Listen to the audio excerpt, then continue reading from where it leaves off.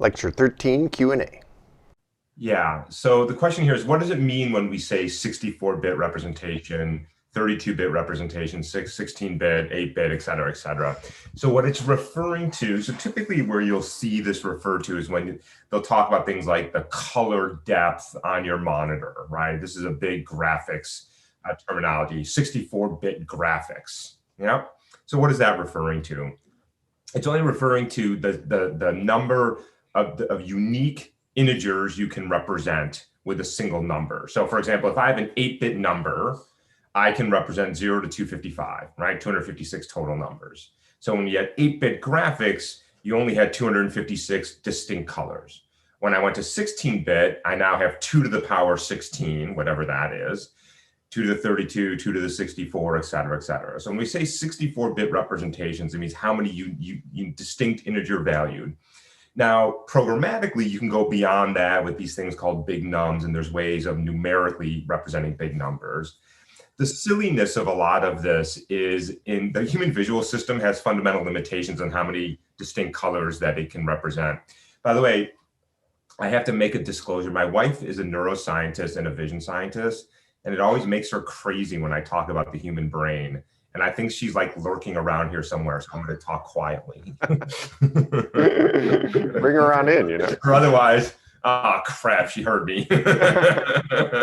She's right there. She looks pissed. So the brain, can't, so at some point the brain can't distinguish all those distinct colors. And so, 64-bit, 120, it doesn't matter at some point. Yeah. But to your question very specifically, when we say 64-bit, we're saying how big is a single integer, and that tells me how large of a number I can represent, and then what I can do with that number, like, for example, representing distinct colors on the monitor. Yeah, and the other part of that question was, why are there billions of transistors?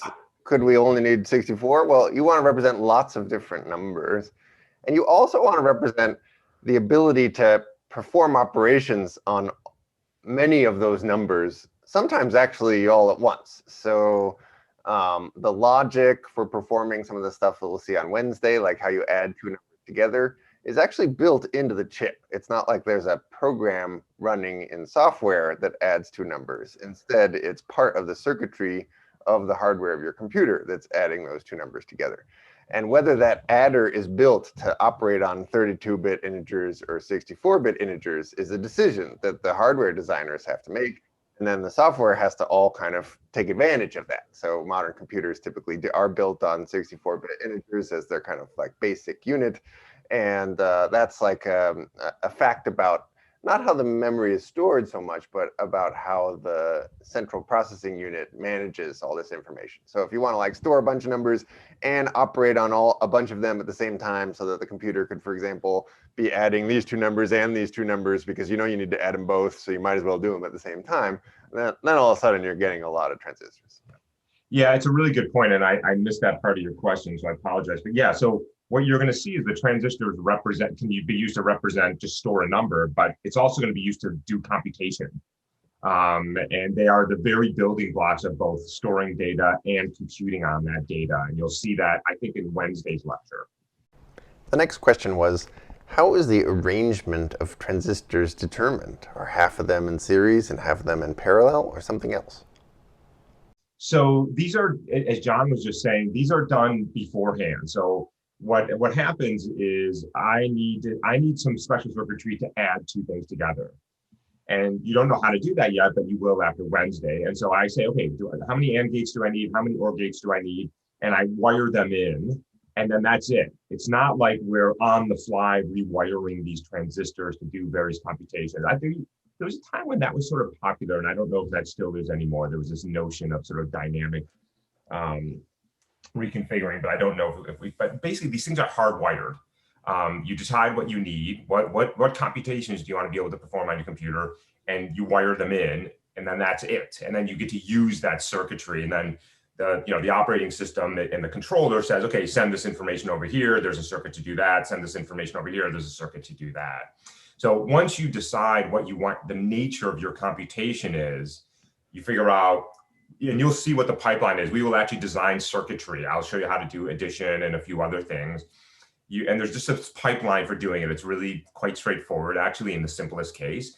And then you're like, okay, give me an AND gate, give me an OR gate, give me a NOT gate, give me this, wire them up, input here, output here. That's done. That's a chip on your computer or on your phone or on whatever device it is.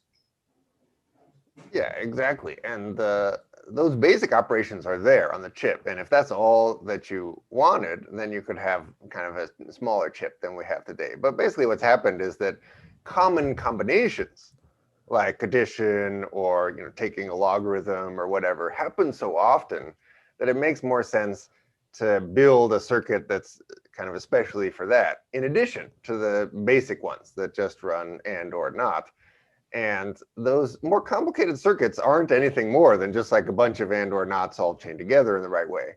But if you're going to do something over and over and over again, and you kind of anticipate that it's going to happen, then you can make it happen faster if you just like optimize it in the hardware, in the circuitry, in addition to having the full flexibility of just like combining any ands, ors, and nots in any way that you want. Yeah, that's exactly right. So, no doubt the biggest impact on computing has been the miniaturization of transistors. I mean, that's been just a huge, huge win for speed and power and compactness. But also what happens is as computers are running, as we figure out what are users spending more time doing, we may realize, oh, users are spending a lot of time doing this one computation. Let's build a special circuitry, let's put it in the right place, and we can make computers 5% more faster. Great, right? So there's also a lot of algorithmic optimization that goes on, not just hardware optimization. I just got the stink eye from my wife again, by the way. She just walked by. The next question was, have people built computers using base 10 instead of base 2, and would that offer some advantages? Yeah, that's an interesting question. Would there have been a benefit to base 10? Like, let's say we didn't have to worry about the stability of a bit representation. Well, let's start by agreeing that there's nothing you can't do in base 2. The base that we work in is arbitrary. I mean, there's no mathematics I can't do in base 2 or base 10. So that's an arbitrary decision. Base 10 is, of course, arbitrary too. Well, look, simple things like multiplying and dividing by 10 are really easy in base 10. So that would be a lot faster. But, I could say the same thing about base 2. Multiplying and dividing by 2 is really fast in base 2. So I don't know. I don't know if, would somehow, if I had a base 10 computer, would it be faster at certain things? Would there be a benefit to certain things? Off the top of my head, I can't think of any. Can you, John? Yeah, no, I don't think that there's any obvious advantage except that the computer does do a fair amount of converting. Like, it needs to display numbers to the users. And so at that point, it needs to convert them to base 10. But that's just such a vanishingly small amount of the total computation that a normal program does that it's okay to have to do this conversion every time you want to print out a number and every time you want to interpret a number. So if I type in a number, I type it in base 10, that has to be kind of then represented as base 2, and then all the math happens. But usually that math is just so much more work than either interpreting or displaying the number that it's okay to be switching bases. And yeah, if you want to build circuits for base 10, they're just more stuff to build than in base 2. Like in base 2, you kind of just have to memorize that 0 plus 0 is 0, and 0 plus 1 is 1, and 1 plus 1, well, that's the special case where you carry. But you'd have to do this for every possible combination of digits in base 10. You'd have to remember that like 3 plus 4 is 7, and kind of build that as a separate pathway. So one consequence of building a base 10 computer, I think, would be that there would just be kind of more hardware to do the same thing. And so instead, you could have more hardware to do kind of other stuff. And that's the compromise that led everybody to using base 2. Yeah, that's a good point. The rules would get a lot more complicated. One of the nice things about base 2 is the core rules for base 2 arithmetic are trivial. Whereas in base 10, they are a little bit more involved. So maybe that would end up making the circuitry a little bit more complicated. By the way, I don't know if somebody has built I'm sure somebody has built a non-base 2 computer. And there was a time in I think it was like in the 90s and the early 2000s where biological computing was very popular. People were trying to do computing with DNA and molecules. And the idea was to use the power and the speed of nature to do computation. There were these really influential papers for a few years, big splashy science and nature papers, but they never quite got anywhere. Today, of course, quantum computing has been a buzz now for, well, actually for quite a while. I think there's something more real with quantum computing. And here you're getting into a fundamentally new representation. You are not representing with an actual 0, 1. It's the quantum state of a qubit. And there is some indication that things that are slow on a traditional computer could be very, very fast on a quantum computer. Most interestingly is factoring large numbers, which is interesting because that's the core of encryption.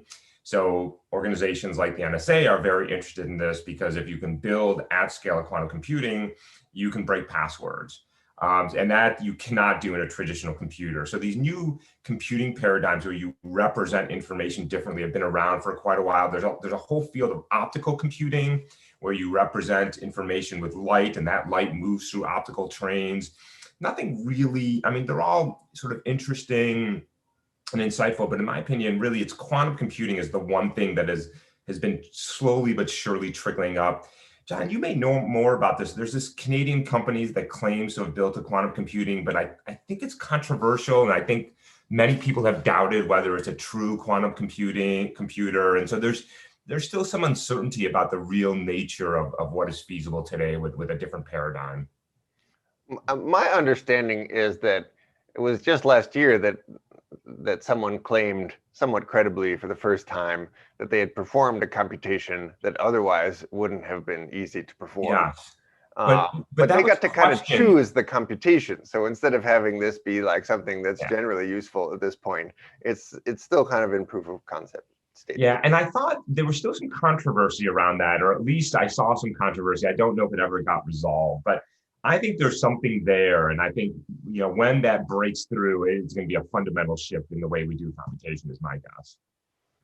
Yes, and I believe that the kind of a National Center for Studying Quantum Computing was just designated here at Berkeley. So I think that's right. One of the big we'll be hiring some new folks, and it all might happen right here. Yeah, by the way, what's really beautiful about quantum computing is the combination of physics, mathematics, computer science, electrical engineering, and chemistry, incredibly complex from the physical to the theoretical. And I think there's something really cool there.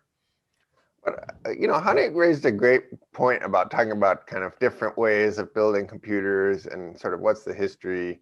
And we're at a moment in time where the way we build things now may be very different from how we build things several years from now. But the pattern that has emerged so far in computing, with quantum computing be kind of an interesting counterexample, but the pattern that's emerged so far is that if we can just come up with one way of building computers that's really fast and really flexible, then we can simulate anything else that we would want through software and through kind of the abstraction that you're learning about here. So it's very common that there will be kind of different ways of expressing programs than as a bunch of bit manipulations. And yet, instead of building a new piece of hardware to achieve that, for the last several decades, the answer has always been build a piece of software in order to simulate a machine that would have done that using kind of a regular computer. And actually, that's like very close to the nature of programming languages. It's like programming language is really a way of expressing computation. A lot of what you see in a modern programming language doesn't look like manipulating bits very much. It kind of looks like creating functions and calling them and recursion and all of that. You could try to build a machine specifically to do those things, but instead we kind of simulate that using the hardware that we have that happens to run really fast. Yeah, that's a really good point, John. That's a great point. That has not changed, and I don't see that changing either. Sure. So I think this was from Friday's lecture. What's going on with the min function and its optional argument called key? Sometimes what you want is to find the smallest number among a list. And min will do that for you. But sometimes what you want is to find a particular number that's extreme in another way. Like it's not the smallest, it's not the largest, but it's the closest to 5, or it's the thing that when you square it is closest to 24. Or you could imagine any kind of description where there's like some value that would do this the best. And min allows you to find that element for any possible condition. And that's the point of that key function. So the way you do it is that you start out with your same set of values, of which one is the one that you're looking for, and then you provide a function.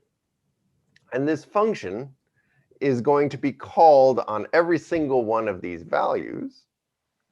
And yeah, let's use that example of the square is as close as possible to 24. I don't know why you would want this, but maybe you would for some reason. So what's going to happen here is that it's going to square and then subtract 24 from each of these, and then take the absolute value in order to get some measurement of how close is the square of this x to 24. And it tells us 5 is among these numbers the one that when you square it gets you pretty close to 24. In fact, there's like an important property about this computation that's not shown, which is that 5 squared minus 24 is 1, and there's no 1 in this output. That's all hidden. What is happening is that that 1 is computed along with the result of squaring 3 and subtracting 24 and squaring 6 and subtracting 24. So it's done it for all of them. And then it has found the one for which the result of calling this function is the smallest. That's why the smallest, because it's min. So in this way, you can use min in order to find the kind of extreme value for any notion of extreme that you want. But you always get one of these values. And if there's a tie, then you'll get an arbitrary one. I think you get the first one, but I'm not actually sure. So another way to think about it is take that list, apply the transformation that you see in the lambda expression, square every value, subtract 24, and then just call min. Right? It's just a shortcut for doing something in a more clumsy way. Yeah. And the reason it's so useful is that, let's say you did this, went through and computed f of x for every x in this list. You get all these numbers, but what you really want is the thing that corresponds to this. So you really want like to remember the x that goes with it. Oh, there's the smallest one. So then if I took the min of this, I'd get the pair that I want, and then I could pluck out the value that got me there, and this would like do the same thing. But wow, that's a mess. So instead of writing it this way, it's more common to write it that way. And there's a couple of questions in the chat, so let me go through them one at a time. Does the key function always have to be a lambda function? I believe it does. No, any function could do. So sorry, yes, it can be any but it has to be a function. Sorry, yes, it doesn't have to be a lambda, but you can call square root of x, I guess. Well, yeah. Let's see. Yeah. Exactly. So, right, if we wanted like, what's the min from -5 and 4 and -7 and 8, well, the min is -7, unless you say, oh, actually, I want to take the absolute value of all of them first, and then it would find the 4. Good.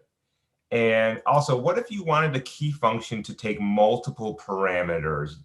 That I don't think you can do, because I think it has to operate point-wise on the elements of the list. That's right. So if you had some function of 2 arguments that said return the absolute difference between x squared and y, let's say,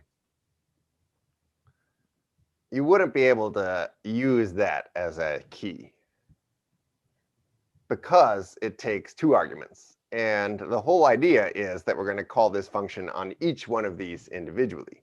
Now, you might do something like create a 1 argument function that calls f on x and 24 and like fill in the y that way, and then that would work. But otherwise, you have to have a function here that's of 1 argument.